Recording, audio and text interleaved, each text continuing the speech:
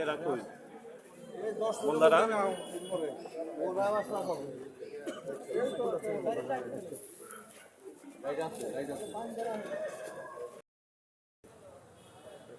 আসন্ন জাতীয় সংসদ নির্বাচনে ফ্যাসিস্ট আওয়ামী লীগের সময় এই নির্বাচনটি করতে পারেনি বাংলার মানুষ।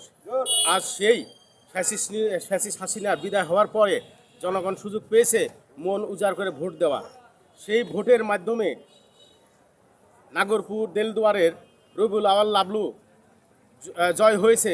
সেই জয়ের উপর ভিত্তি করে সাধারণ জনগণের জোয়ার এসে রবিউল আওয়াল লাবলু ভাইকে ফুল স্পর্শ দিয়ে তাহাকে বরণ করে নিচ্ছে। আমি তারই কিছু প্রতিবেদন আপনাদের মাঝে তুলে ধরব। আমি এখন যে বাংলাদেশ জাতীয়তাবাদী শ্রমিক দলের সভাপতি SM সবুর আহমেদ সাথে কিছু কথা বলবো এই নির্বাচন ঘিরে। বিসমিল্লাহির রহমানির রহিম। বাংলাদেশ জাতীয়তাবাদী দলের টাঙ্গাইল 6 দেলদুয়ার নাগরপুর আসনে রবিউল আওয়াল লাবলু ভাইকে বিপুল ভোটের মাধ্যমে দেশের জনগণ ভোট দিয়ে নির্বাচিত করছে। দেশনায়ক তারেক রহমানের এই বিএনপি সরকার গঠন করবে।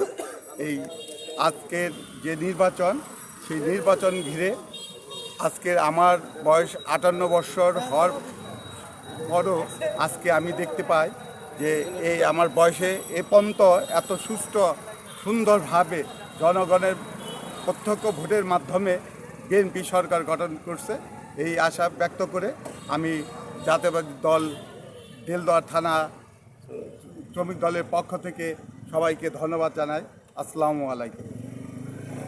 জাতীয়তাবাদী শ্রমিক দলের পক্ষ থেকে সভাপতি সাহেব যা বললেন, এই নির্বাচন ঘিরে রবিউল আওয়াল লাবলু ভাইয়ের জন্য যথেষ্ট শ্রম দিয়েছেন। উনি এও বলেছে যে আমার পরিশ্রমিক সার্থক হয়েছে। আমি তাহার দীর্ঘ আয়ু কামনা করছি যে রবিউল আওয়াল লাবলু ভাই সাধারণ জনগণের সেবা করে যেন সে সামনের প্রজন্মে সে আরও জয়যুক্ত হয় এবং মানুষের সেবা করতে পারেন। আমি মুজাম্মেল হক মামুন, ক্রাইম 24 বাংলা, দেলদুয়ার।